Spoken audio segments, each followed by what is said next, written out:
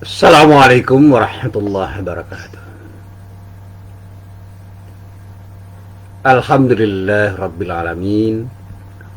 Wassalatu wassalamu ala khatamil anbiya'i wal mursalin Nabiyyina Muhammadin wa ala alihi wa sahbihi ajma'in. Amma ba'd. Para jamaah yang dirahmati Allah, Alhamdulillah pagi ini kita bisa bertemu lagi, dan kita berharap mudah-mudahan setiap pertemuan kita benar-benar menjadi pertemuan yang mendapatkan ridho dari Allah Subhanahu wa Ta'ala. Amin. Jamaah yang dirahmati Allah, kemarin saya berada di sebuah tempat, dan di sekitar tempat saya itu ada beberapa orang yang meminta-minta. Dalam bahasa vulgarnya adalah mengemis. Saya melihat mereka itu meminta kepada orang yang lewat. Ada orang yang memberi, ada yang tidak. Dan nampak sekali ketika ada orang yang tidak memberi, mereka menampakkan kekecewaan yang sangat pada wajahnya terlihat. Lalu saya berpikir, kenapa mereka harus meminta-minta? Apakah tidak ada cara lain yang lebih baik, lebih mulia daripada meminta-minta? Tapi hasil renungan saya kemudian saya lanjutkan. Ya mungkin saja mereka sangat terpaksa untuk meminta karena mereka sudah kehabisan kesempatan dan kehabisan akal bahkan untuk mencari uang, menghidupi dirinya atau mencukupi kebutuhan hidupnya setiap hari. Itu asumsi saya. Tapi setelah itu saya juga merenung. Banyak sekali orang yang meminta-minta bukan hanya di jalan, tapi dengan proposal yang diajukan kemana-mana, dengan cara apapun, termasuk dengan proposal-proposal yang sangat indah, untuk kepentingan dirinya, komunitasnya, kelompoknya, organisasinya, dan kepentingan lain yang bukan untuk kepentingan masyarakat secara umum. Dan bahkan ada beberapa kelompok tertentu yang memang kerjaannya minta-minta, dan mereka bangga ketika diberi oleh orang yang memberinya, dan dengan bangga menceritakan bahwa dirinya telah mendapatkan sekian banyak dari sekian banyak orang, sehingga kelompoknya, komunitasnya itu menjadi kaya karena pemberian banyak orang itu. Dan ini tidak terkecuali bagi kelompok-kelompok besar di masyarakat kita yang berbangga dengan pemberian orang. Sampai saya mengatakan, kenapa orang itu tidak punya kebanggaan dengan semangat kemandirian? Saya kebetulan aktif di Muhammadiyah. Satu saat saya rapat bersama teman-teman, yuk kita bangun sekolah. Dari mana duitnya, Pak? Ya dari kita. Di saku kita, di dompet kita, di rekening kita ada uang. Mari kita bersama-sama mengeluarkan sedekah untuk membangun sekolah Muhammadiyah di kecamatan kita, di cabang kita. Apa mungkin, Pak Musin? Insya Allah kalau kita mau dan berani, dan di samping kita berupaya dengan optimal, kita masih punya Allah. Kita bermohon kepada Allah dan serahkan semuanya kepada Allah. Insya Allah ketika kita itu berjuang di jalan Allah, Allah akan berikan jalan yang lempang, jalan yang baik, jalan yang lapang, jalan yang mulus. Dan saya katakan, walladzina jahadu fina lanahdiyannahum subulana. Setiap orang yang berjihad di jalan Allah, oleh Allah akan ditunjukkan jalan menuju tujuan di mana dia akan menuju. Dan itu tentu saja akan juga berlaku pada ketika kita ingin membangun sekolahan karena Allah. Lakukan semuanya hanya dalam rangka untuk mendapatkan ridho Allah, bukan untuk apa-apa. Apalagi untuk mengembangkan kebanggaan diri dan bahan-bahan kelompok. Gak usah kita berbangga dengan memiliki sesuatu untuk membanggakan diri pada kelompok-kelompok lain. Termasuk ketika kita harus berbangga diri dengan apa yang kita miliki pada orang lain, siapapun yang bisa kita tunjukkan kepada mereka apa yang kita miliki. Kita memiliki sesuatu itu sebenarnya bukan memiliki, dititipi oleh Allah, diamanai oleh Allah untuk kita gunakan dalam rangka untuk bersyukur atas nikmat-nikmat yang telah diberikan oleh Allah pada diri kita. Kita punya harta, kita sehat, kita punya ilmu, kita punya rumah, kita punya pekerjaan, kita punya jabatan. Itu semua amanah dari Allah yang tidak perlu kita banggakan, apalagi ketika itu kita bersikap sombong dengan jabatan, dengan perolehan, dengan harta, dengan ilmu yang kita miliki. Saya heran, ada orang kaya yang sombong, ada orang pintar yang sombong, ada pejabat yang sombong. Apa mereka tidak sadar bahwa itu adalah amanah Allah yang pada satu saat akan dicabut oleh Allah? Nah, kembali pada persoalan yang saya sampaikan tadi. Mengemis itu tindakan yang tidak mulia, itu jelas.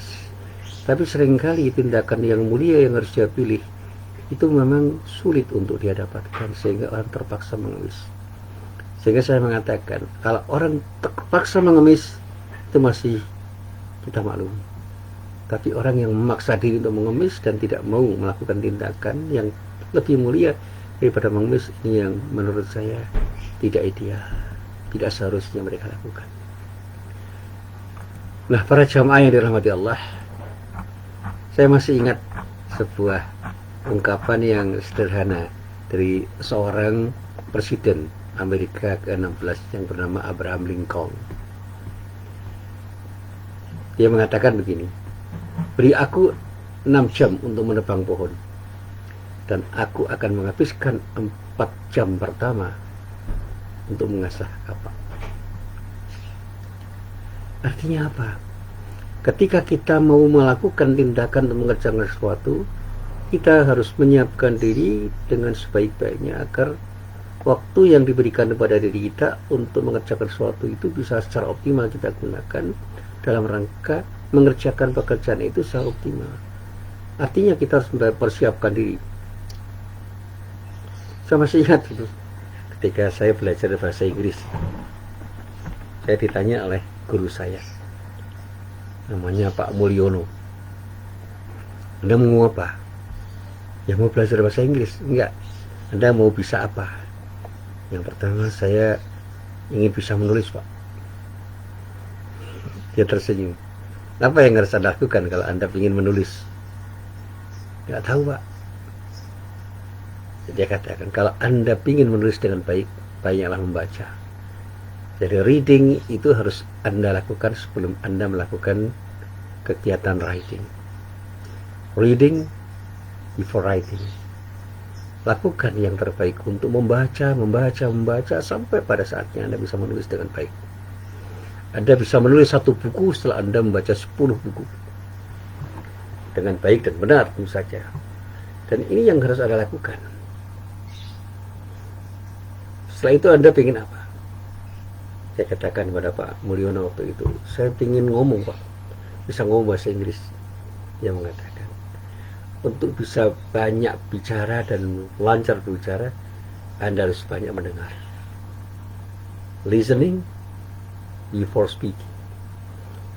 Dengarkan baik-baik orang berbahasa Inggris dengan bahasa yang tepat, bahasa yang benar, bahasa yang mapan, bahasa yang standar. Setelah itu Anda akan bisa berlatih untuk berbicara dengan bahasa yang benar, bahasa yang mapan, dan bahasa yang benar. Jadi kata kuncinya, perbanyak listening dan reading sebelum Anda menjadi orang yang pandai untuk berbicara dan menulis.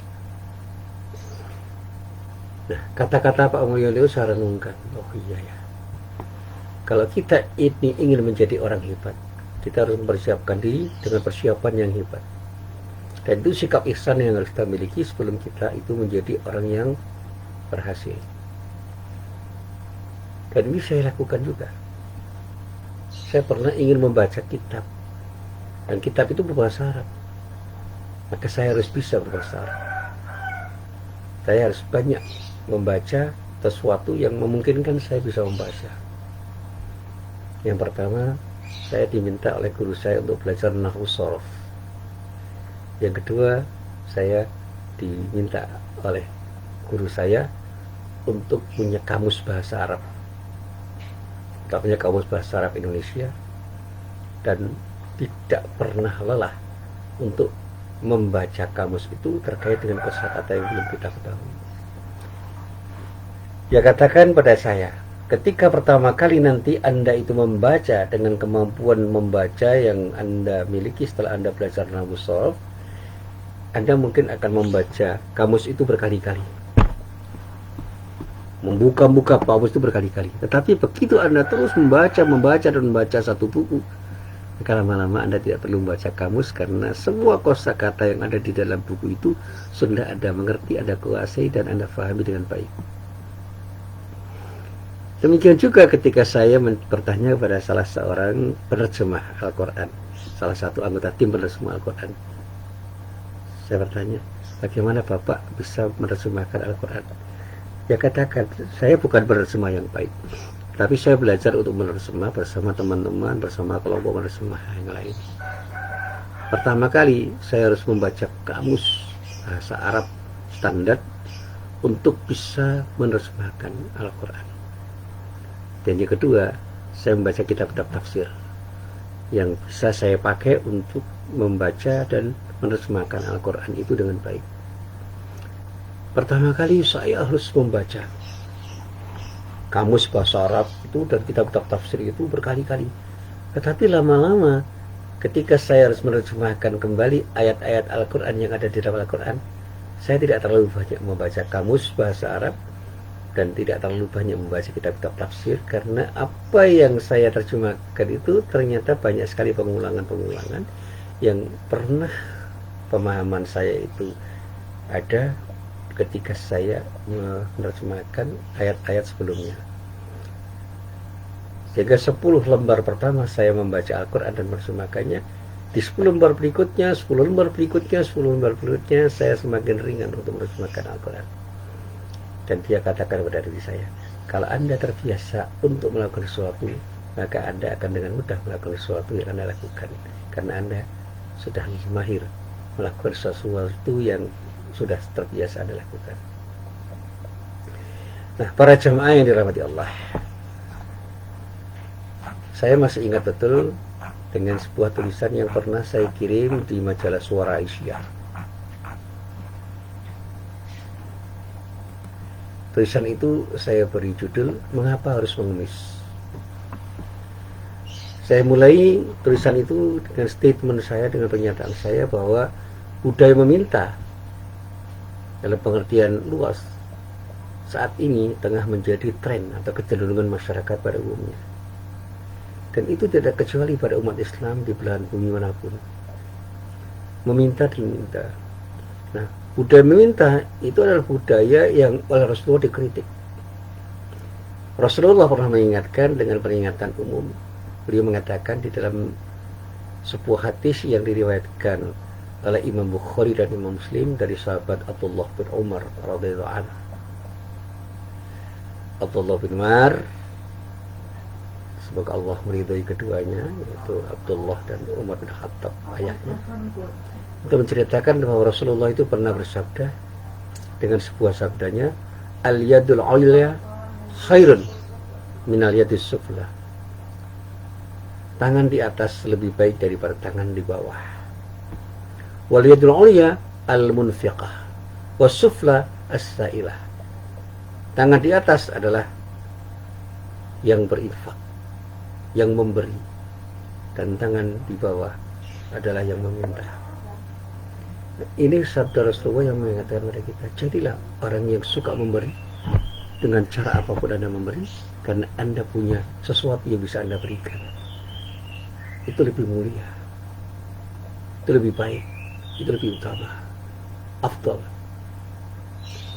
Dan hindari untuk meminta pada siapapun, meskipun itu bukan sesuatu yang diharamkan secara mutlak, tapi tindakan itu tidak lebih utama dari tindakan untuk memberi. Bahkan di dalam hadis ini, setelah saya coba untuk saya baca syarahnya, dinyatakan bahwa seorang sahabat Rasulullah yang bernama Hakim bin Hizam radhiyallahu an pernah meminta sesuatu kepada Rasulullah sallallahu alaihi wasallam. Dan diceritakan hal ini pada hadis lain yang terkait dengan syarah hadis yang diriwayatkan oleh Bukhari dan Muslim dari sahabat Abdullah bin Umar. Jadi diceritakan bahwa ada seorang sahabat Rasulullah yang bernama Hakim bin Hizam yang pernah meminta sesuatu kepada Rasulullah SAW. Dan pada saat itu beliau memberikannya seperti apa yang diminta oleh Hakim bin Hizam. Kemudian karena Rasulullah memberi, dia meminta lagi untuk kedua kalinya. Dan untuk permintaan yang kedua, Rasulullah memberikannya sebagaimana apa yang diberikan pada pemberian yang pertama. Nah, karena dua kali diberi, Rasulullah Rasulullah dimintai lagi. Hakim bin Hizam meminta lagi kepada Rasulullah untuk yang ketiga kali. Nah, ternyata atas sikap sahabatnya Hakim bin Hizam itu, Rasulullah pun tetap bersedia untuk memberikannya lagi sebagaimana pemberian yang pertama dan yang kedua. Tetapi ada pesan beliau ketika beliau bersabda. Dia mengatakan, "Inna hadal mala khadiratun khulwah. Faman akhadahu bisakhawati nafsin burikalahu fi. Wa man akhadahu bi israfi nafsin lam yubarak lahu fi. Kalladhi ya'kul wa la yasba' al yadul ulya khairun min ayadis sufla." Menyatakanlah Rasulullah bahwa sesungguhnya harta ini adalah sesuatu yang lezat dan manis. Maka siapapun yang menerima dengan hati yang baik, niscaya ia akan mendapatkan berkah darinya. Tetapi sebaliknya, siapa yang menerimanya dengan nafsu serakah, maka dia tidak akan mendapatkan berkahnya. Dia bagaikan orang yang makan namun tidak pernah merasa kenyang. Dan Rasulullah tegas mengatakan, tangan di atas lebih baik daripada tangan di bawah. Nah, para jamaah yang dirahmati Allah, hadis ini menegaskan pemahaman saya terhadap hadis yang pertama itu mendapatkan ketegasan dari hadis ini. Dan saya katakan dua hadis yang saya baca itu menegaskan, mengisyaratkan bahwa aktivitas meminta-minta yang dalam bahasa vulgarnya adalah mengemis bukanlah perbuatan yang ideal. Dan bahkan bisa dinyatakan sebagai perbuatan yang kurang terpuji. Yang oleh karenanya Rasulullah mengisyaratkan kepada sahabatnya Hakim bin Hizam untuk tidak membiasakannya.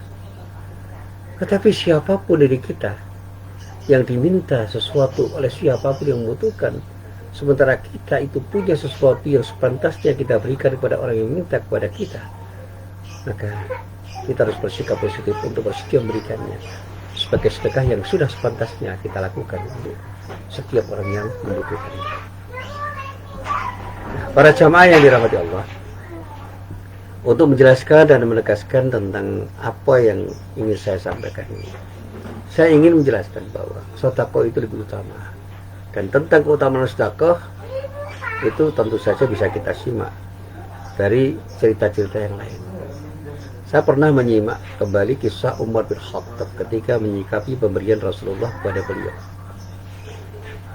Dikisahkan oleh Abdullah bin Umar, anak dari Umar bin Khattab, bahwa Umar bin Khattab bapaknya itu pernah mengisahkan sebuah cerita yang menarik kepada dirinya. Diceritakan oleh Umar bin Khattab kepada Abdullah bin Umar bahwa pada suatu saat Rasulullah SAW itu pernah memberikan harta kepadanya. Tapi pada waktu itu dia menolaknya, menolak pemberian dari Rasulullah itu. Saya mohon kepada Rasulullah, ya Rasulullah, berikanlah harta ini kepada orang yang lebih fakir daripada diriku. Hingga suatu hari yang lain, beliau Rasulullah mencoba untuk memberikan lagi hartanya kepada dirinya, dan dia, Umar bin Khattab itu, menolaknya lagi dengan perkataan yang sama. Ya Rasulullah, berikan saja harta ini kepada orang yang lebih fakir daripada diriku. Dan penolakan ini dilakukan dua kali dengan sikap yang sama, dengan pernyataan yang sama. Dan saya menggambarkan juga dengan artikulasi dan intonasi yang sama. Nah, atas sikap Umar bin Khattab sahabatnya itu, Rasulullah pun kemudian bersabda, khudh wa ma ja'aka min hadal mali wa anta ghairu musyrifin wala sa'idin fakhudhu wa ma la fala tutbi'hu nafsak. Ambillah pemberianku ini, dan bila kamu diberi suatu harta sedang kamu tidak mengidam-idamkannya atau tidak menginginkannya dan tidak pula memintanya, maka ambillah harta pemberian itu. Dan jika tidak demikian atau tidak diberi, maka janganlah kamu mengejarnya untuk memintanya dengan hawa nafsumu. Nah, hadis ini adalah sebuah hadis yang diriwayatkan oleh Imam Bukhari dan Imam Muslim dari Abdullah bin Umar juga. Saya mendapatkan satu pemahaman bahwa di dalam hadis ini Rasulullah katakan meminta itu tidak diharamkan, tetapi itu tindakan yang tidak mulia. Apalagi ketika kita itu mengejar orang untuk meminta sesuatu pada orang itu dengan dorongan hawa nafsu kita, itu tindakan yang tidak terpuji. Tetapi ketika kita diberi, kita tidak pernah meminta dan tidak pernah mengharapkan pemberian itu, ya tidak ada masalah dengan pemberian itu. Bahkan kita boleh saja menerima untuk menghormati orang yang telah memberikan sesuatu pada diri kita itu. Maka saya pernah ditanya oleh seorang sahabat saya, kenapa Pak Muhsin mau diberi sesuatu padahal Pak Muhsin sudah punya sesuatu? Saya dengan tersenyum mengatakan, saya tidak ingin menyangkati hati orang yang memberikan sesuatu pada diri saya. Saya hargai pemberian beliau, tetapi saya sudah berpikir bahwa pada suatu saat mungkin barang yang saya miliki itu akan saya berikan kepada orang lain tanpa orang itu tahu bahwa apa yang dia berikan itu saya berikan pada orang lain. Tapi ketika orang itu selalu mencermati apa yang diberikan pada diri saya, maka saya akan tidak pernah memberikan kepada orang lain. Saya akan memakainya. Salah satu yang sering saya ceritakan, saya ini banyak diberi sesuatu berupa sarung untuk sholat, dan sarung itu selalu saya pakai, tidak saya berikan kepada orang lain, karena mungkin saja orang itu mencermati apakah sarung itu dipakai atau tidak. Saya tidak ingin tidak menghargai orang lain. Saya tidak ingin menyakiti hati orang lain karena pemberian orang lain yang tidak saya terima dengan ketulusan hati dan tidak saya apresiasi. Termasuk baju koko, saya hampir tidak pernah beli baju koko. Baju batik juga begitu, banyak juga baju batik yang saya pakai itu merupakan pemberian orang ketika saya memberikan pengajian dan saya pakai. Dan bahkan dalam pengajian tertentu baju itu saya pakai di tempat di mana orang itu memberi, supaya mereka yang pernah memberi itu puas dengan pemberian yang pernah diberikan pada saya dan mereka tidak tersinggung dengan sikap saya.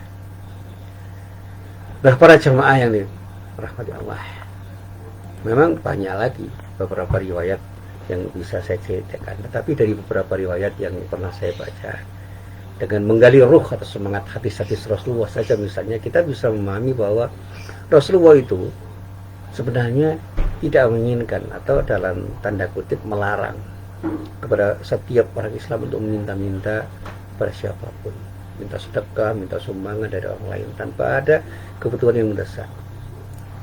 Termasuk ketika kita itu punya kelompok, punya komunitas yang memerlukan sesuatu, ayo kita bangun dengan semangat ingridian. Dalam bahasa Jawa, yuk urunal.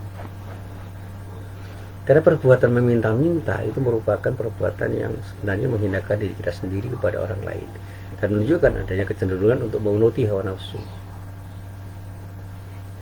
Mungkin kita pada suatu saat akan bersikap tamak atau rakus kepada dunia, yang salah satu indikatornya adalah keinginan untuk memperbanyak harta dengan cara untuk selalu minta-minta kepada orang lain. Jangan pernah bangga ketika kita diberi orang. Jangan pernah bangga ketika komunitas kita itu kaya karena pemberian orang. Kita bisa berbangga tanpa harus sombong ketika kita bisa mandiri untuk memberdayakan diri kita. Dan Rasulullah pada saatnya memang tengah menginformasikan pada kita bahwa siapapun yang melakukan aktivitas minta-minta itu dipandang sebagai perbuatan hina, perbuatan yang tidak mulia, perbuatan itu perbuatan yang kurang terpuji. Dan saya pernah membaca diilustrasikan dalam sebuah pernyataan, akan datang pada hari kiamat dalam keadaan tidak ada sepotong daging pun yang melekat pada wajahnya. Itu kiasan yang diberikan oleh Rasulullah. Dan pernyataan Rasulullah ini bisa dipahami sebagai sebuah peringatan bahwa para peminta-minta di akhirat kelak akan menerima balasan yang setimpal baginya karena kurangnya sikap iffah, sikap rewira pada dirinya, dan ditunjukkan dengan ketidakmauannya untuk bekerja keras secara mandiri, dan bahkan tidak malu dan minta pada siapapun. Rasulullah mengingatkan bahwa kita jangan pernah terjebak menjadi orang yang bermental pengemis. Jangan pernah dermis dalam bahasa Jawa. Di sisi lain Rasulullah juga tidak pernah sekalipun melarang kepada umatnya untuk menerima pemberian dari siapapun, yang biasanya didemonstrasikan dengan cara menolak pemberian itu, dan seolah-olah dia itu tidak butuh sama sekali. Menolak pemberian itu bisa menyakiti hati orang yang memberi. Jangan pernah kita dengan serta-merta menolak pemberian orang. Kita diperkenankan dengan untuk mengambil pemberian orang dan menerimanya dengan senang hati, dan itu dipandang sebagai sebuah sikap positif bagi diri kita ketika kita benar-benar menerima dengan ketulusan, dan yang memberi juga akan memberi dengan sikap tulus, dan keikhlasan kita di dalam memberi dan menerima itu insya Allah akan mendapatkan balasan yang terbaik dari Allah. Mari kita bersikap proaktif untuk selalu ingin memberi, dan jangan pernah punya keinginan untuk meminta-minta, karena perbuatan meminta-minta itu adalah sikap yang kurang terpuji, dan pada saatnya kita akan lebih terpuji ketika mau memberi kepada siapapun, dimanapun dan kapanpun.